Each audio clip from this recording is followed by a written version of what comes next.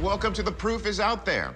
In our first video tonight, prepare yourself for a ride through the wilds of Indonesia as a group of motorcycle riders have an unexpected run-in. This is Aceh, Indonesia, located on the northwest tip of the island of Sumatra. It's known for its rugged terrain, steaming volcanoes, and now this.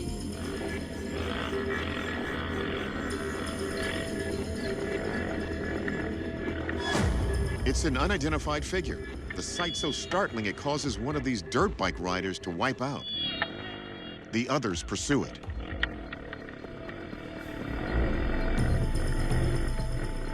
It darts into the tall grass and disappears.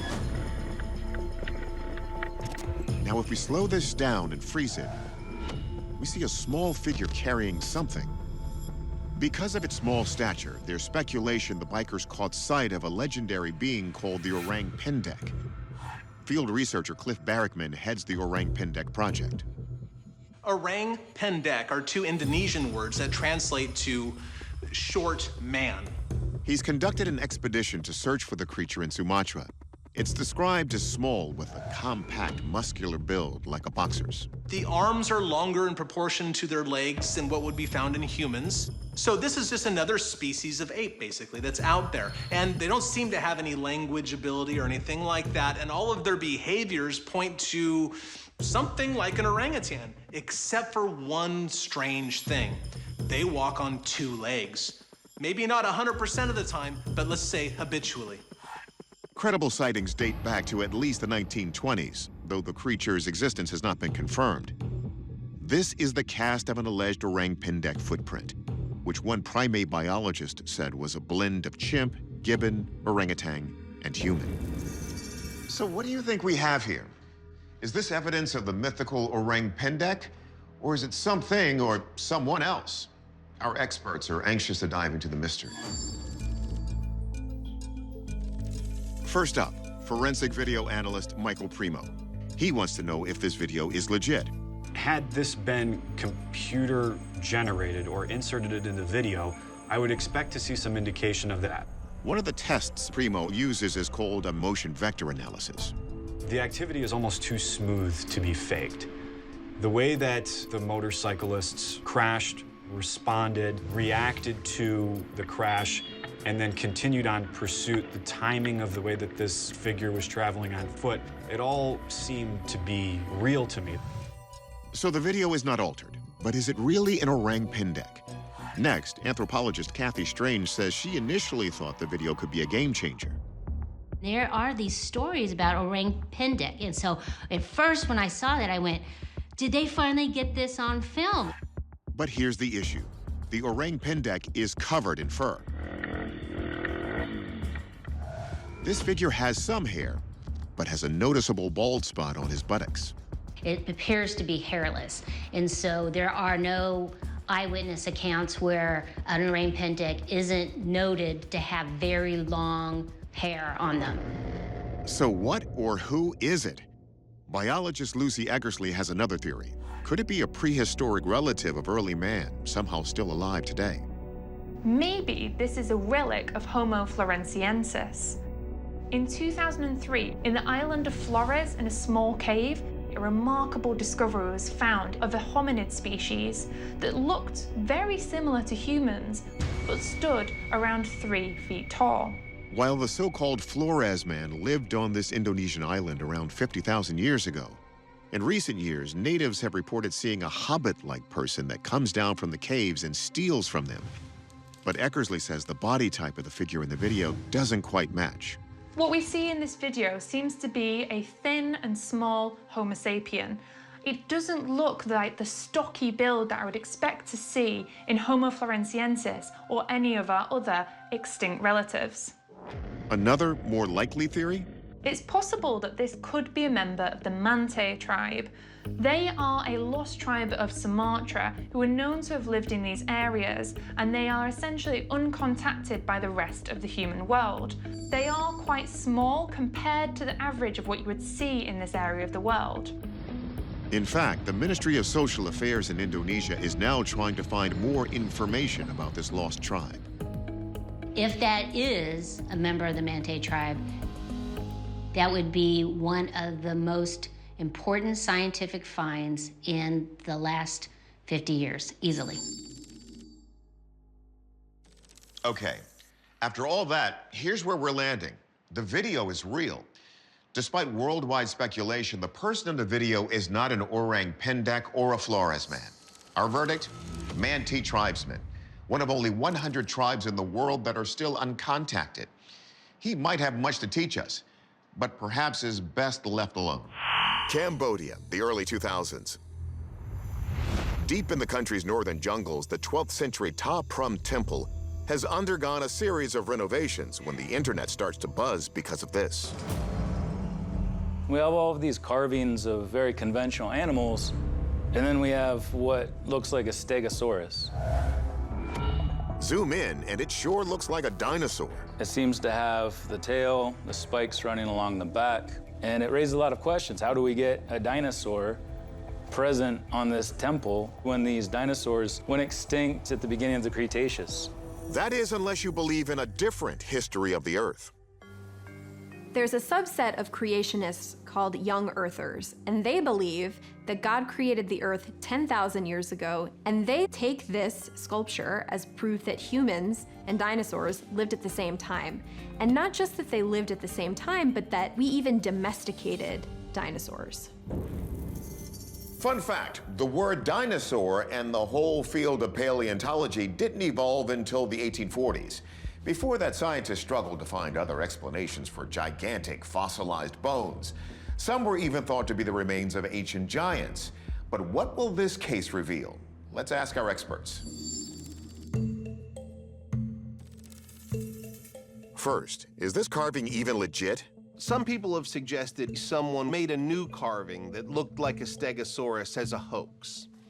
But the column it's on, you can see the depth of the carving is the same in each one of them. So if someone was going to take a carving out and put a new carving in there, it would have been deeper in the wall. So if this is no hoax, then what else could it be? Wildlife biologist Stephanie Shuttler has an idea. My guess is that it's a rhinoceros. People, when they think about rhinoceroses, they think about the horn, obviously, and this carving doesn't seem to have the horn, but the Javan rhinoceros, the females actually don't have horns. So that's what I think is going on here. But that still doesn't explain those quintessential Stegosaurus plates. Barnhart says the outer ring of the carving holds the key clue. Look at these things around here. These are floral designs. The Khmer loved to make very busy pieces of art like this. So when there was negative space, they put leaves in there to balance it out. That's what these are. These are leaves. Barnhart agrees that the motif depicts a living animal. He just doesn't see a rhino. I have been to that temple, and right there, not 100 yards from that temple, are grazing water buffalo today. And those water buffalo have the same kind of horns. They look exactly like the animal in that depiction. The chances that that image is a Stegosaurus is 0. The chances that it was an artist who might have been fired after making that column, I'd give that a 50-50. So, our verdict? This is a real centuries-old carving, merely depicting a water buffalo with palm fronds in the background. So far, there is no proof out there that our ancestors once kept pet dinosaurs a la Fred Flintstone. First, a warning, this video may disturb some viewers. It's August 2020 in the city of Hsinchu in northern Taiwan. At an annual international kite festival, dozens of colorful and creative kites are soaring through the sky. When suddenly everything goes awry.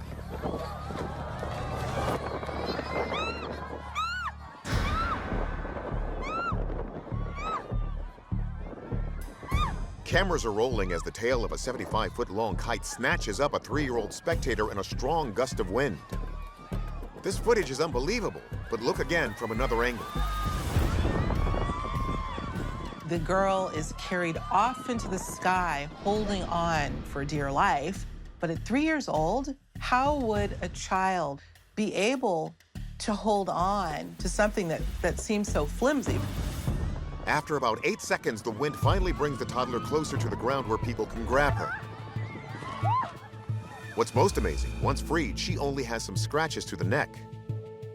The footage is so crazy, it has people questioning if it could possibly be real.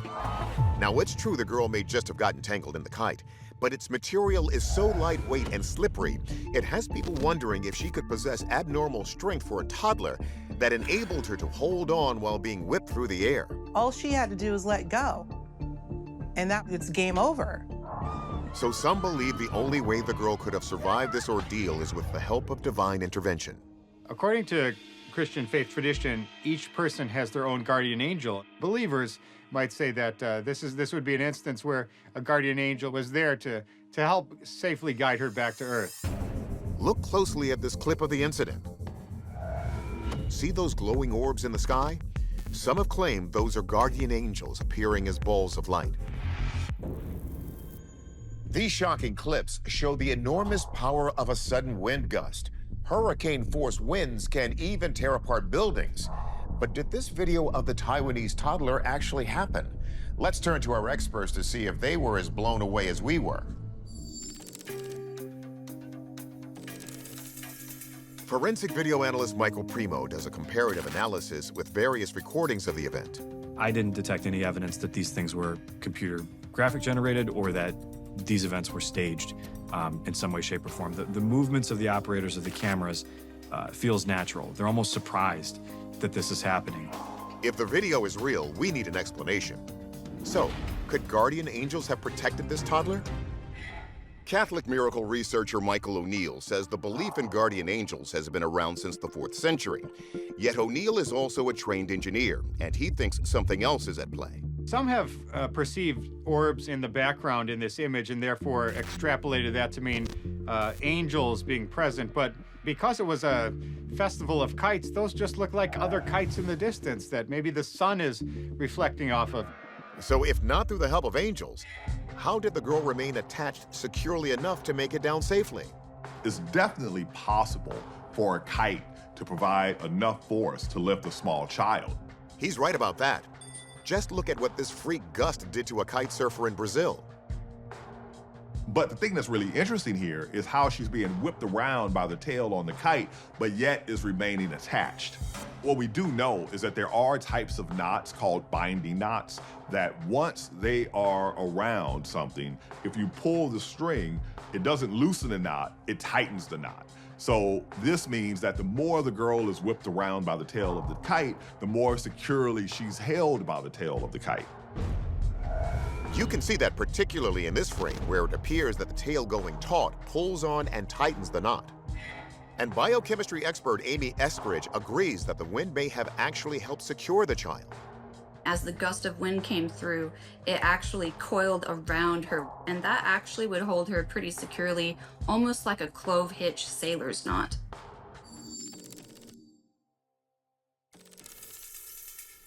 Our verdict? Through a miracle of physics, the tail of the kite likely knotted so tightly around the toddler that she remains attached to it until making it back to the ground.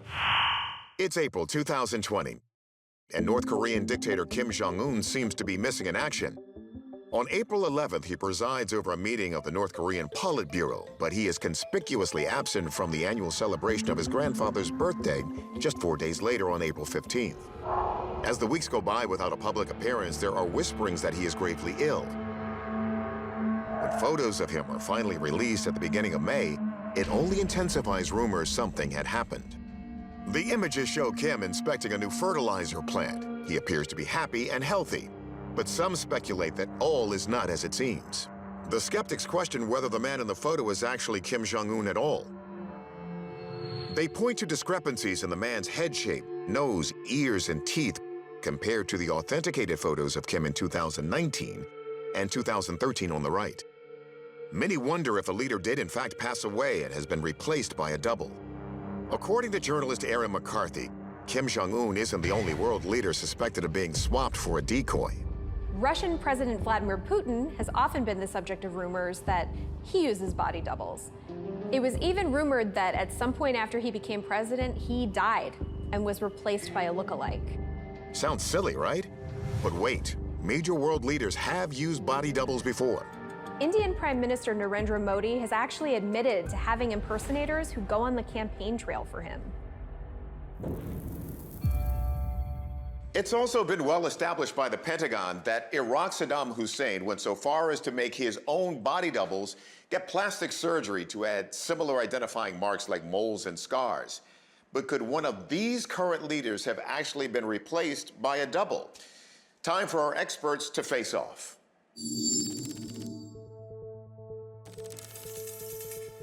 First, facial recognition expert Juan Tan Tat has his company's algorithm compare the photo in question of the resurfaced Kim Jong-un to an earlier image of the North Korean leader. Again, look at the differences in the teeth and earlobes. Comparing the two faces, and the lower the number, the better it is. If it's under 1.0, it's a match. This is at 0.73, so the algorithm is very confident that it's the same person. But to make sure, we had an expert facial analyst take a look at the face. He found several features that were the same, like the outer eye and the lower lip area. But it was a matching crease in the cheek that really sealed the deal. There are unique things that we don't always notice about someone, like the cheek crease. You have the cheek crease on his right cheek. To have a body double to have the exact same feature there would be very, very improbable. So it's highly unlikely this was a decoy Kim Jong-un in the photo. The analyst also found matching cheek creases on the two photos of Putin, putting to bed rumors he too was replaced by a body double. Mick West says there's a logical reason why these theories of leaders being replaced with lookalikes have persisted online. Even if you take the same person and you do two photographs in slightly different lighting, they can look like very, very different people. West demonstrated for us exactly that. These were taken about 1 minute apart. If you didn't know better, you might think these were actually two different people. The shape of the head becomes very, very different, and the features look a little bit different as well, like they're a little bit more compressed than they were over here.